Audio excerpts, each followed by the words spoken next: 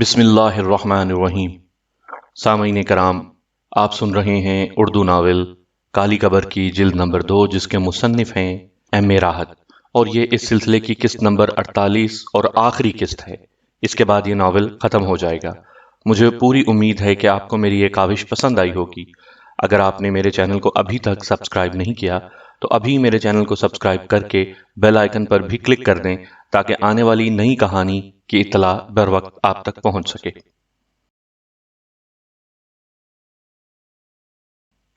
بین کی آواز مدھم پڑی تو سانپ پٹاری میں چلا گیا اور بچے شور مچانے لگے، ابھی اور، ابھی اور، لیکن سپیرا اور کرن ان آوازوں سے بہت دور پہنچ چکے تھے۔ یکایک کرن نے ایک جھرجھری سی لی۔ یہ تجھے کیا ہو گیا کرن؟ اس نے شرمسار ہو کر سوچا اور پھر تیزی سے واپس اپنے کمرے کی طرف بڑھنے لگی۔ یکایک اسے محسوس ہوا جیسے اس کے پیر پتھر کے ہو گئے ہوں۔ وہ آگے بڑھنا چاہتی مگر بڑھ نہیں سکتی تھی۔ عجیب خواب کی سی کیفیت تھی۔ سپیرے نے دوبارہ بین پر بڑی پرسوز لے چھیڑ دی۔ کرن کا دل ڈوبنے لگا۔ اس کا شدت سے دل چاہا کہ وہ دوبارہ ٹیرس میں کھڑی ہو کر سپیرے کو دیکھے، لیکن اپنی تمام تر قوت ارادی کو جمع کر کے وہ اپنے بھاری قدم کو گھسیٹتی کمرے کی طرف بڑھ گئی۔ سپیرے کی بین کی دھن مایوس ہو کر خاموش ہو گئی۔ یہ تو کیا کرنے چلی تھی کرن؟ اس نے کانپ کر سوچا۔ شریف لڑکیوں کے تو یہ چلن نہیں ہوتے۔ تو سید زبیر کی بیٹی ایک سپیرے کے لیے اپنے بوڑھے باپ کی سفید داڑھی کو کالک لگانے چلی تھی؟ کیا تو پاگل ہو گئی ہے؟ وہ اپنے آپ سے جد و جہد کرتی کمرے میں داخل ہوئی اور دروازہ بند کر کے اس سے پشت لگا کر کھڑی ہو گئی۔ لیکن نہ جانے کیا بات تھی، سپیرے کا چہرہ تصویر بن کر اس کی آنکھوں میں اور اس کا وجود ایک غیر مرئی قوت بن کر اس پر چھا گیا تھا۔ سیاہ کپڑے، رنگین موتیوں کی مالائیں، کانوں میں بالے، سنہری گندمی رنگت، کالی سحر تراز آنکھیں، اونچی ناک، مسکراتے نرم لب۔ کرن کو یوں محسوس ہوا جیسے وہ سپیرا نہیں، حسین جادوگر ہو جس نے اس کے پورے وجود کو اپنے سحر میں جکڑ رکھا ہو۔ اس نے خود کو پھر کام میں مصروف کرنا چاہا، مگر مکرامے کی ریشمی ڈوریاں اور رنگین موتی سپیرے کے گلے میں پڑی مالاؤں کی شکل اختیار کر گئے۔ اس نے آنکھیں بند کر کے ادھورے کام پر سر ٹکا دیا۔ اسی لمحے ایک نوجوان عورت نے چپکے سے کمرے میں جھانکا۔ اے شش، ہوش میں آؤ، اس نے سرگوشی کی۔ کرن نے چونک کر آنکھیں کھول دیں۔ کیا ہوا تمہیں؟ وہ اس کے قریب چلی آئی۔ کچھ نہیں، وہ شرمندہ سی ہو گئی۔ انڈسٹریل ہوم نہیں جانا؟ نہیں نسرین آپا، آج دل نہیں چاہ رہا، اس نے کمزور لہجے میں کہا۔ دل کیا چاہ رہا ہے؟ وہ شرارت سے مسکرائی۔ نسرین آپا ان کے پڑوس میں رہتی تھیں۔ ان کی شادی کو 4-5 برس ہوئے تھے۔ ایک بیٹا تھا، دونوں ایک انڈسٹریل ہوم میں مکرامے کا کورس کر رہی تھیں۔ عمر میں فرق ہونے کے باوجود دونوں اچھی دوست تھیں۔ کرن نے سوچا وہ اپنے اندر کا ماجرا آپا سے بیان کر دے، مگر پھر وہ ضبط کر گئی۔ بھلا وہ کیا سوچیں گی کہ اچھی بھلی اور باشعور پڑھی لکھی لڑکی کیوں ایسا سوچ رہی ہے؟ اور بہت سے لوگ بھی حسین ہیں، یہ ایک سانپ والا ہی کیا، اس نے تو بہت سے گھٹیا ترین لوگوں میں بھی حسن دیکھا تھا۔ بس کنڈکٹر، سبزی والے، دھوبی، کسائی، اور انہیں دیکھ کر وہ اور نسرین آپا رائے زنی کیا کرتی تھیں۔ ہائے نسرین آپا، دیکھو تو گویا خدا نے ہاتھ سے بنایا ہے۔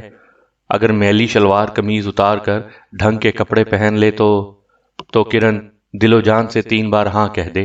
آپا اس کی بات کاٹ کر کہکا لگاتی، پھر وہ کہتی، ذرا دیکھو کرن، یہ کسائی کیسا خوبصورت ہے۔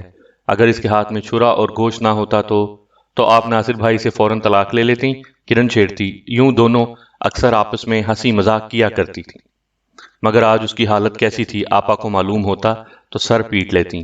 طبیعت کی خرابی کا بہانہ سن کر وہ چلی گئی اور کرن یوں ہی کھوئی کھوئی سی خلا میں گھورتی رہی۔ کبھی تصور میں اسے اپنے ماحول میں دیکھتی اور کبھی اس کے ماحول میں ڈھل جاتی۔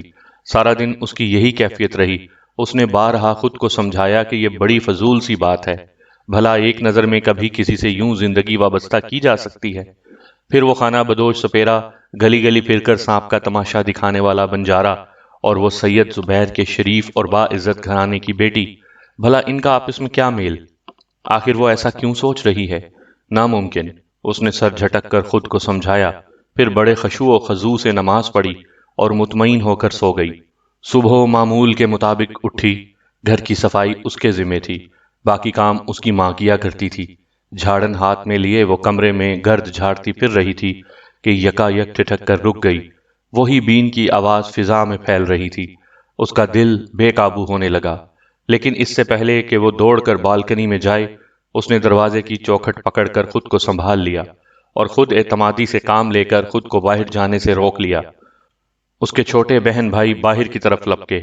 جانے کتنی دیر وہ سانپ کا تماشا دکھاتا رہا اور پھر چلا گیا۔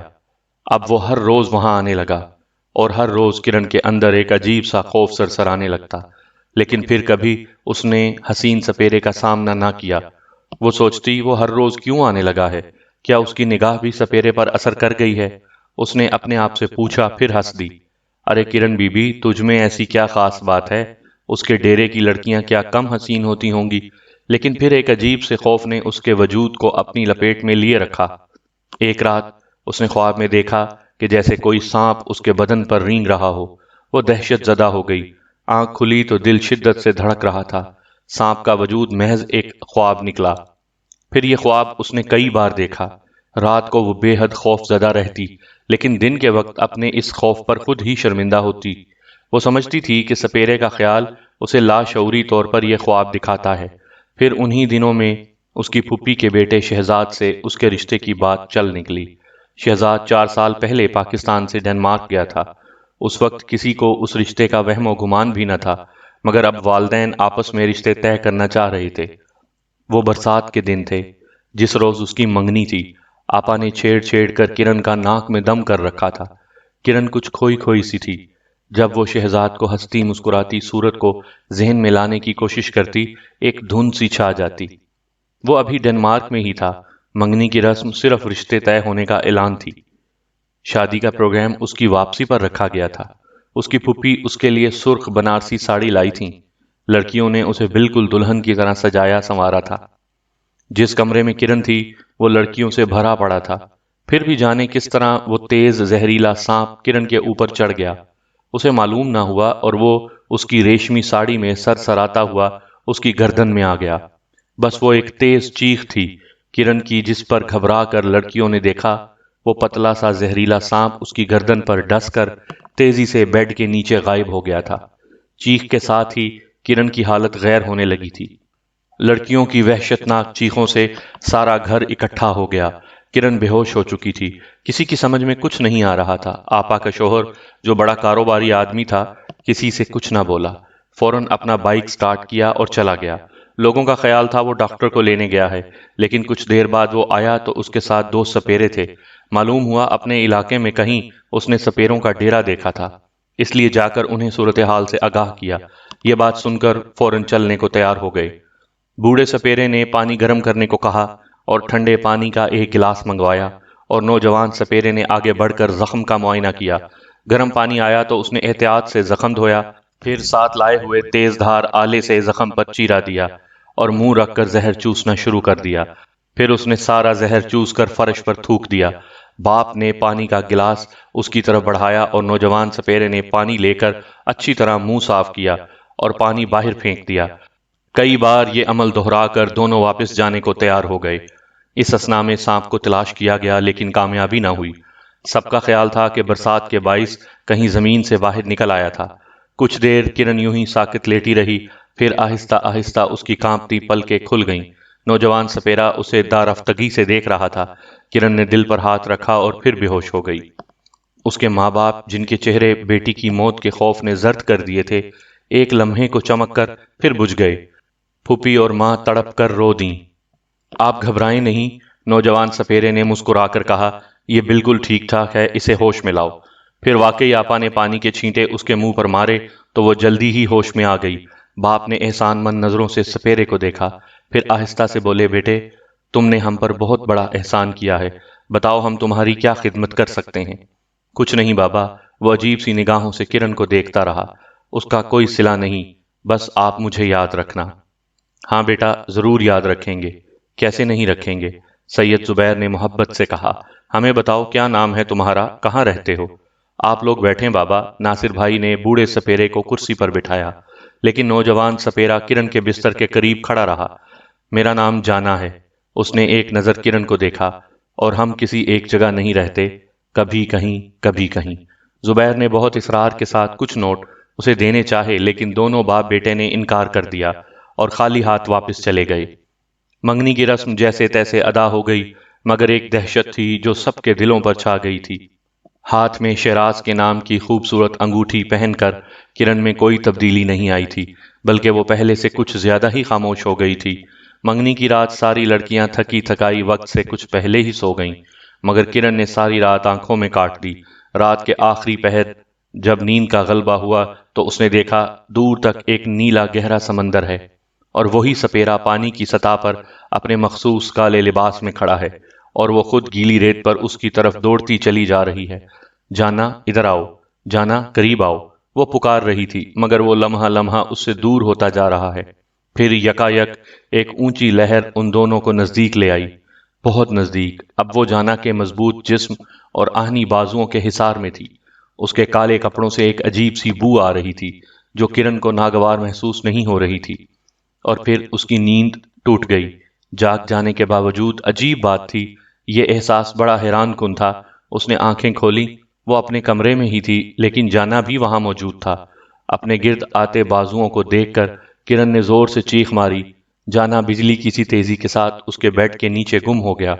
چیخ سن کر کمرے میں موجود لوگ جاگ گئے۔ وہ اپنے بستر پر بیٹھی کانپ رہی تھی۔ سب نے یہی خیال کیا کہ وہ خواب میں ڈر گئی تھی۔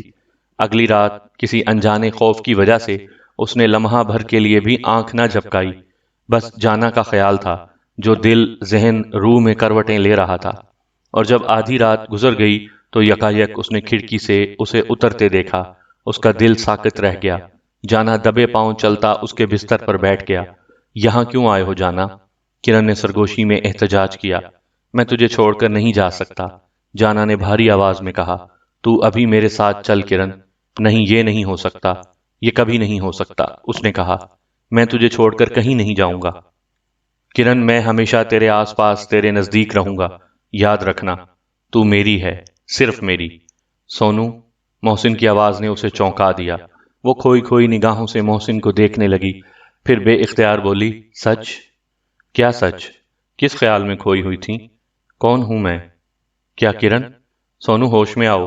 ہوش میں آ جاؤں؟ سونو نے بدستور عجیب سے انداز میں کہا۔ کیا ہوا ہے تمہیں؟ تیمور نے رمشا کو سہارا دیا۔ جانا نے کرن کو۔ میرا کوئی سہارا ہے محسن؟ اس کا جواب میں تمہیں جلدی دوں گا، محسن نے کہا۔ دوسرے ہی دن محسن سونو کو ساتھ لے کر چل پڑا۔ ایک تیز رفتار بہتے دریا کے پل پر رک کر محسن نے وہ پر اسرار ہیرا نکالا اور سونو سے کہا، یہ ہیرا ہم دونوں کی ملکیت ہے، تمہیں اس کی خصوصیات معلوم ہے نا؟